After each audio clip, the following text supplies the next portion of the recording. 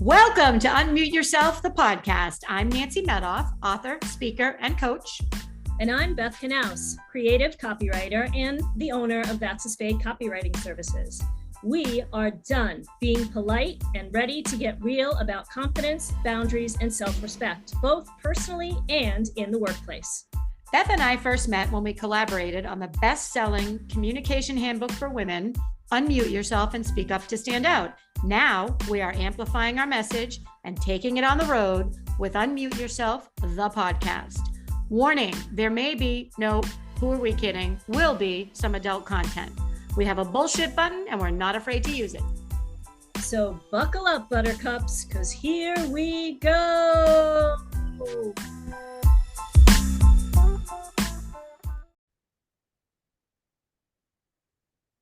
Hey, Beth. Hey, Nance, how you doing? I am so good. It's been a while. We haven't seen each other in a while. I know we've had some things going on, each of us in our lives, kind of keeping us from getting a date on the calendar. But here we are. And I'm super excited about what we're going to talk about today. I am too. Do you think our podsters are as excited about our podcast as we are? I don't know. I hope so. And if they're not, they just missed something somewhere. They did indeed. Speaking of the podsters, hi podsters. We are going to talk today about men's health and more specifically men's mental health. But before we do that, we wanted to thank you for leaving the reviews and encourage you to keep writing them or leaving them. It really, really, really helps us. And I think that's it. I think that was the only reminder we had. Yeah. I will say our listens are climbing, but we'd love more. So if you hear an episode that you could share with somebody because you think that it would resonate with them, we would love if you would share it. Yes. And also, I'm very excited about sharing. And also let us know what else you want to hear about. So in January, we are going to work in some of the topics that have been requested. We're very excited about that. And again, we're open to anything. So let us know. Okay, enough of me rambling. Right. Men's mental health. Beth, you teed this up pretty well. Do you want to tee it up when we were talking? Yeah, I'm really pumped that we're talking about this because I'm really glad in the past, for my whole life, I'm glad I've been a woman, but specifically in the last, 5 years or so, I'm going to say, with a lot of evolution of things with feminism and Me Too and all that sort of stuff. I've enjoyed being a woman, and I have felt bad for really good men because we all know really awesome people, integrity and stellar and all that sort of stuff. And then we also know some humans maybe that are limited in morals or values. And, I say this stuff carefully because there are opinions when we say that, right? About people, but I think there's some okay people, and I think then there's some better people, and I'm not really sure how that happens, but at the end of the day, I like to think of all people as human, but I don't think that happens. And so, we hear a lot of talk about men are bad. They do this, they do that, the glass ceiling, rape and all this other stuff.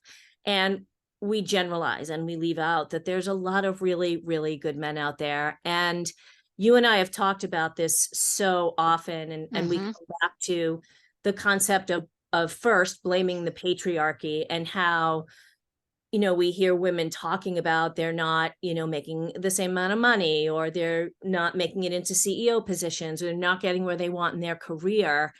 And one of the answers you and I always come back to is that men are scared too, but they do it anyway. Right. So why is that? Why do you think that is?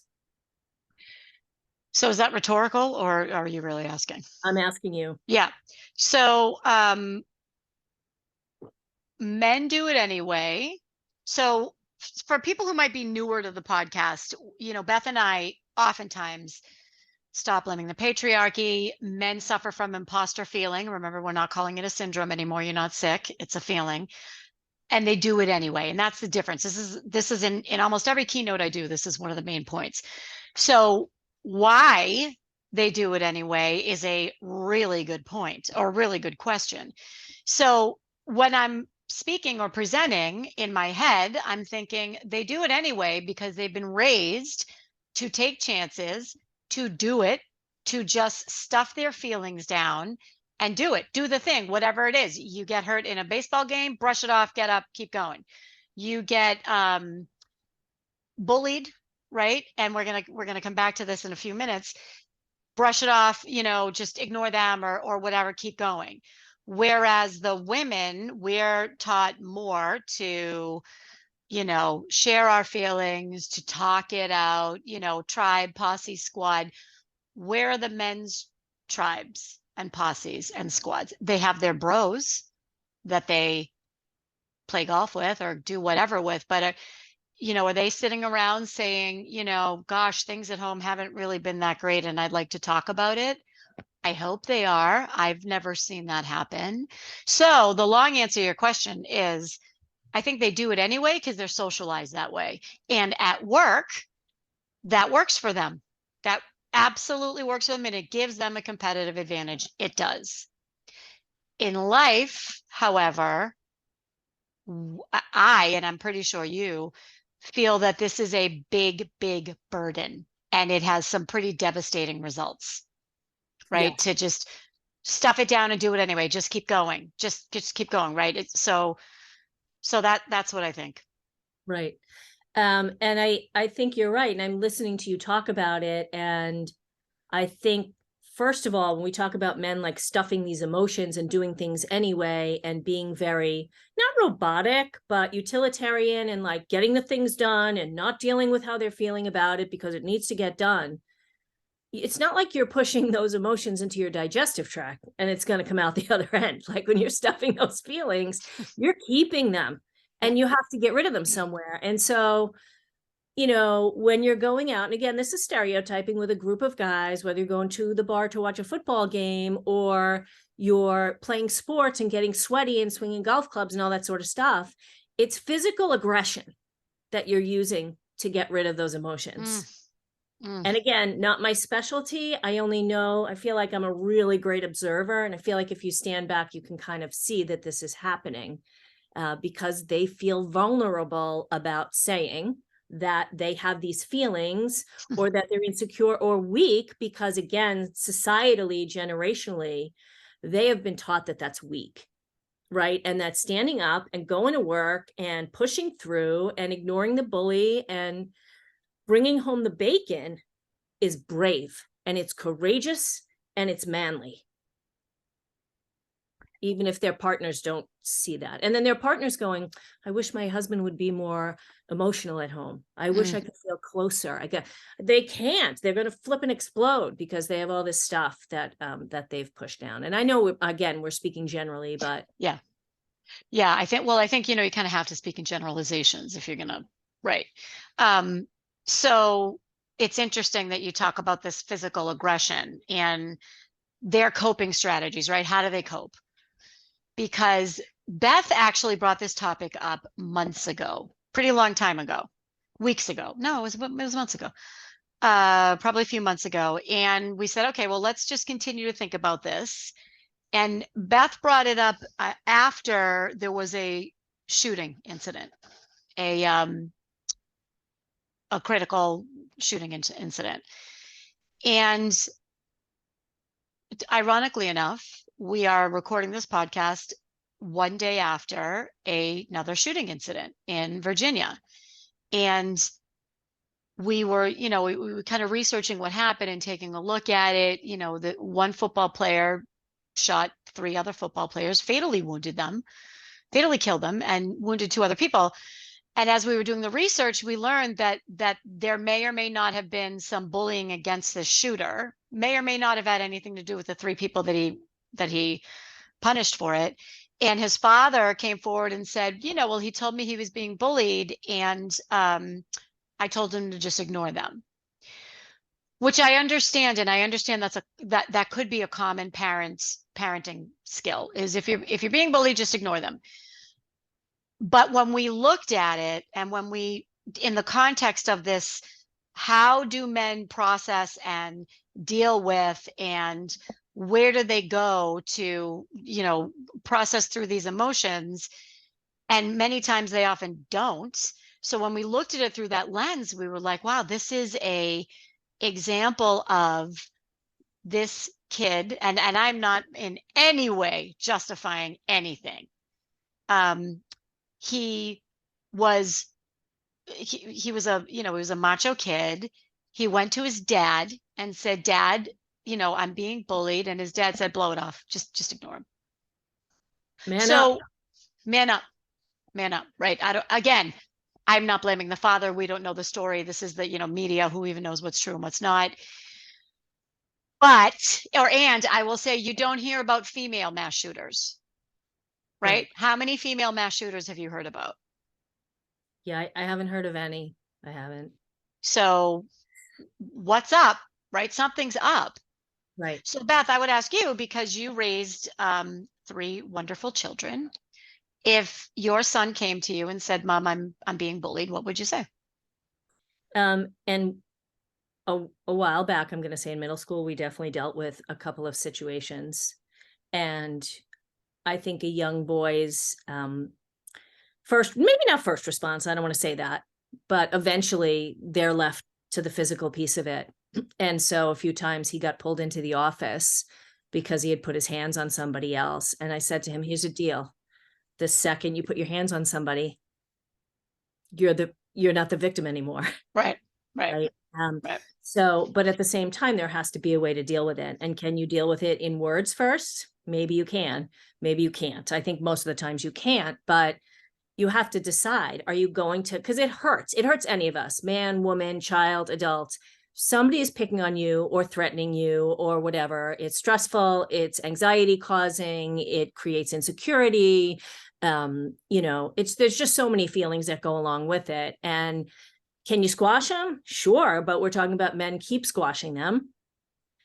I personally, if it were one of my kids, I would say to them, one of us has to advocate for you. You can't just let it go on. You have to advocate. So either you can decide to talk to the appropriate person. I will help you decide what you're going to say, or I'm going to do it for you because this is not going to continue. And I mean, kids are always like, "Oh, I don't want everybody to know, I'll be embarrassed." I'm like, listen, this does not have to be a detailed he said, she said sort of thing. But it needs to be addressed. Like, the alternative is you keep tolerating the behavior. And what does that do? Like, you're already embarrassed. So it's tricky, but it's uncomfortable, right? But we have to do uncomfortable things to challenge that. It's fearful. Right. And you keep tolerating the behavior until what? Exactly. Until you lose Until your what? shit, Right. and then you go after the Right. person, and then again, you're the bad guy, because you laid hands on somebody first, and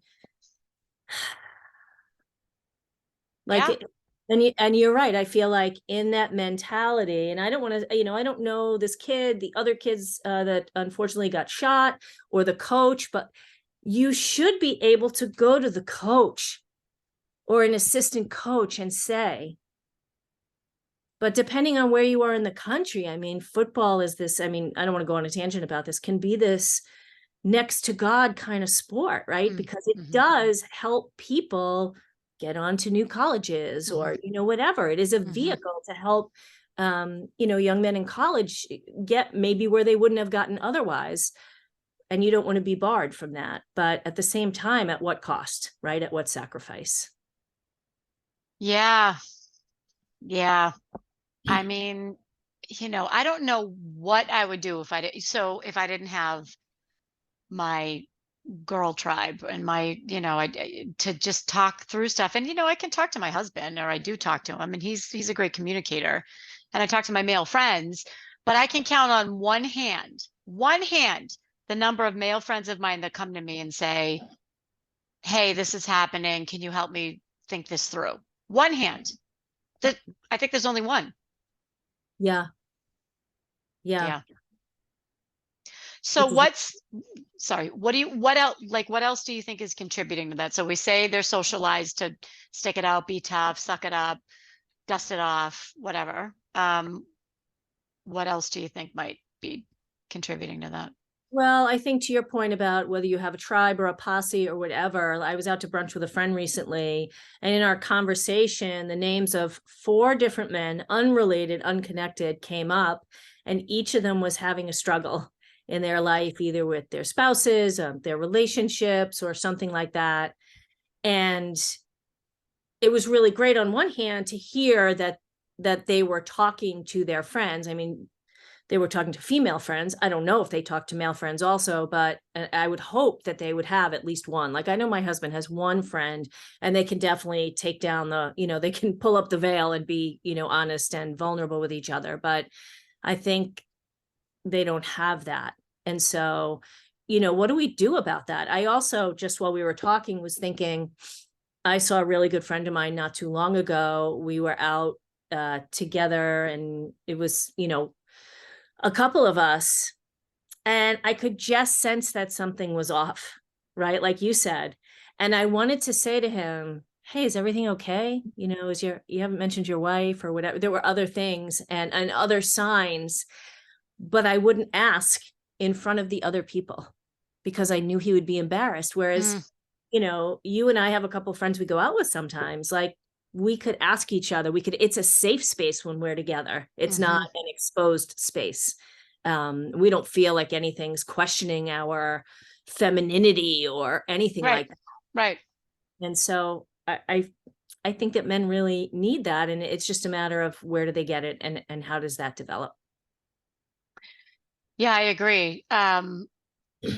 So how can we activate that? How can we I know we were going to close with how to support the good men in your life, and I think that now's a great time to talk about it. And so my question is, how can we support them? How can we make it easier for them? I'm thinking about one man in my life in particular who is really struggling, and he's really struggling. And I check on him, and, like, what else can I do? Like, maybe they don't know how to ask for what they need. Maybe they don't know how to ask for what they need.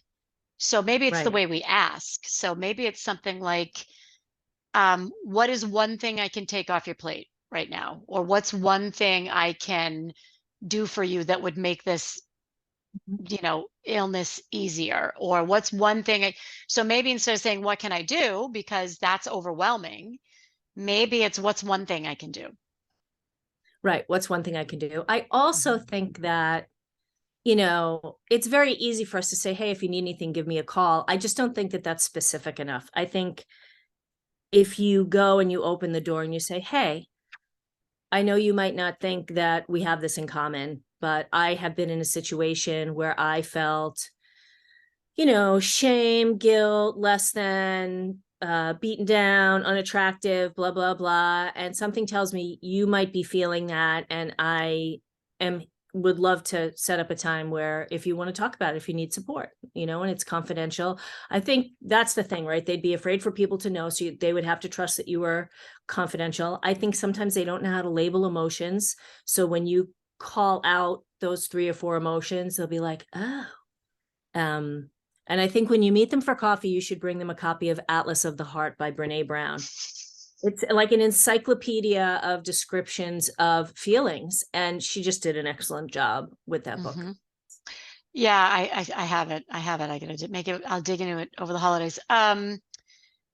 Yeah, I think understanding that it's very possible they don't know how to articulate what's happening, Mhm. and or right, or look at the responses they've received in the past. This is happening. Maybe their dad told them to suck it up, or this is happening. Maybe their coach told them to do this, right? So maybe they're thinking, um, well, why am I going to tell her? She's just going to tell me to suck it up. I don't, yeah, yeah. I mean, there's the typical, it's a safe space. To your point, it'll be confidential. I think maybe, I don't know, not assuming they're okay is probably, I'm sure you've seen the meme about that strong woman in your life, the woman who does Yes, everything and is so strong. Check on her. She might not be okay. Have you right. seen that? Yes. So Yeah. now imagine if the expectation is that all men are strong and, Mhm. you know, can do it all and all of that. We're singling out one woman. That one woman, now imagine it's the whole male population. Imagine how much pressure they're under. Right. Right. Yeah.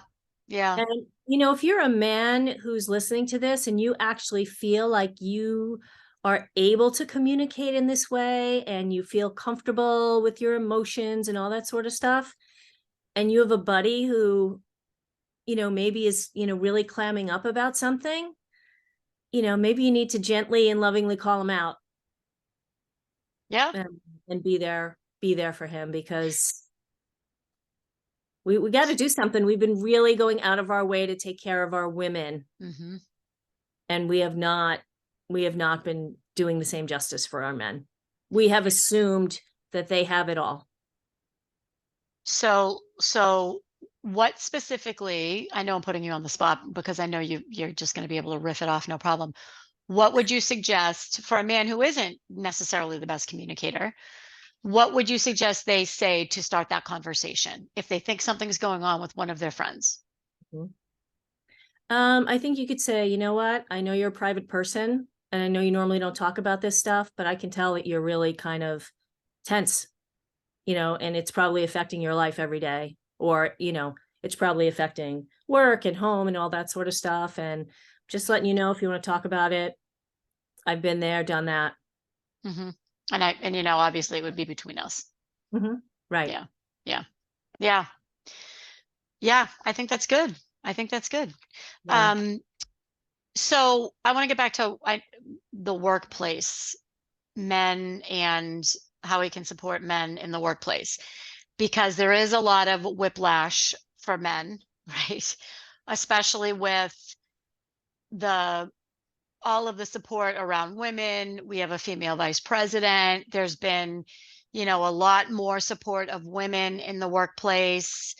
The Me Too movement, which needed to happen and was very clear that these things are not okay for the not so nice men who were, you know, taking advantage of their power.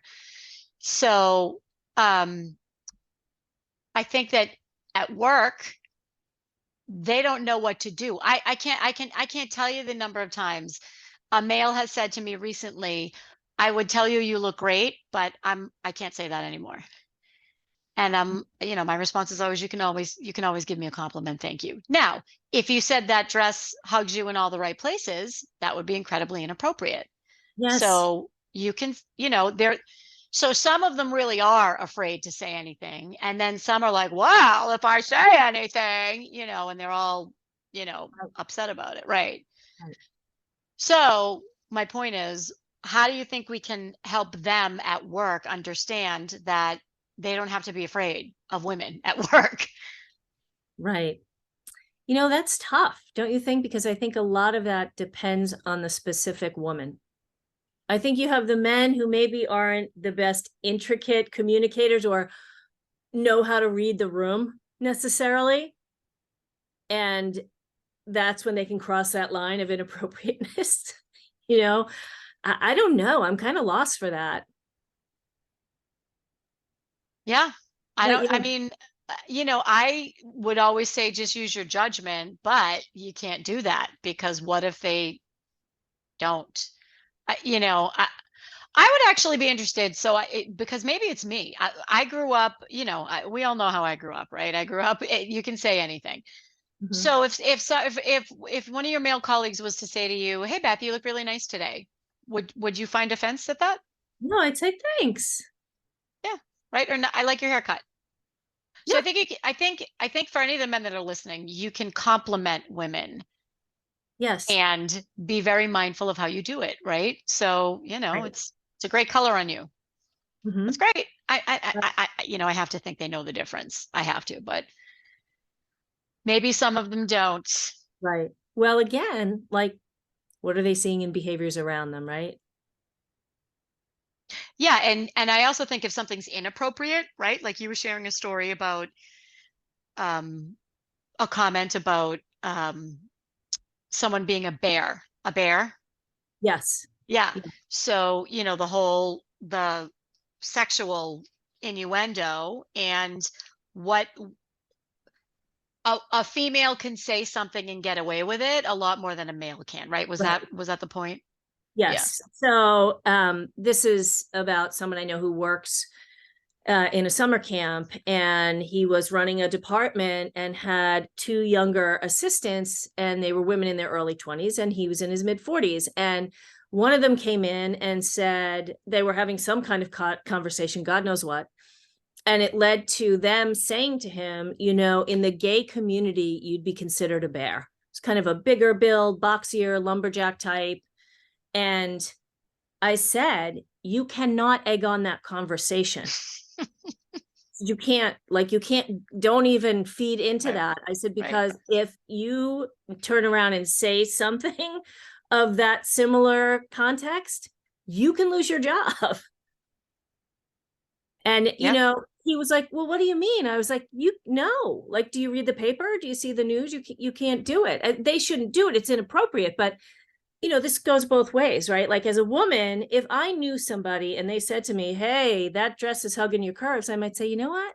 That's inappropriate. Like, that made me uncomfortable. And I think that's a step that women really need to learn how to take and say, I know you didn't mean anything by it, because I do think there are a lot of guys out there, like you said, they have no clue. They say something for the first time. And if you don't say to them, you know what? I don't like that. That makes me feel weird in our relationship, and show them how to communicate. They're not natural born expressive outward communicators. They're just not. I'm sorry. If someone wants to fight me about it, please make a comment. But I think generally they're just not. And if you say that to them, they might say, oh, I didn't realize that's not how I meant it. Mm-hmm. Right. Mm-hmm. But let's teach them how we want to be treated, Yeah. right? That Yeah. old, this is ancient. People are Right. going to treat you the way they see you treat yourself. Right. Right. So, Yeah, and I've done that actually. Particularly if a bunch of group people at work are out for drinks. I've said to a male colleague, "Hey, listen, I don't find any offense to that comment, and I need to let you know that a lot of women would. So I'd be careful. I'd be careful about when and where I say that." Um, and you know, we yeah, have the power as women right now to say yeah, those things. So if you've yeah. been Mm, uncomfortable with them before, if we've done anything over the past 5 or 10 years, reigniting, feminism, if that's what you want to call it,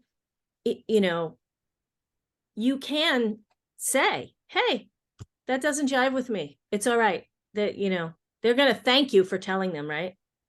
I think I would imagine most of them would, right? Like I think 9 out of 10 of the inappropriate comments, maybe 7 out of 10, they're like, oh, I'm so like I didn't really, you know, yeah, yeah. And I'm not giving So them a pass by any stretch. I'm not giving them a pass. It's I have found when I do educate them, they're like, I never even thought of it that way. Thank you, and then we move on. So, in summary, in summary, we're closing out November. that's It's right. Men's Health Month. It's Men's Mental Health Month. Reach out to the men in your life, right? Yes, absolutely. Think about the men in your life, good men in your life that would appreciate support. Maybe a name a week. I like that. Reach out and just say, "Hey, checking on you." I like It's that. A name a week. All right. Good plan, Beth. all right. All right, we're back in another week, and we have lots of great content coming at you. More. All right. Share this with your men, right? When you reach out to them, say, Yes, hey, I listened to this awesome podcast. This is for you. absolutely. And the men, when you listen, if we got anything wrong or if you want to add anything, shoot us a note. NancyMadoff.com, Yeah. and that's a spade.com, right? Right. Absolutely. Awesome. Okay. See you next Bye. week. Bye.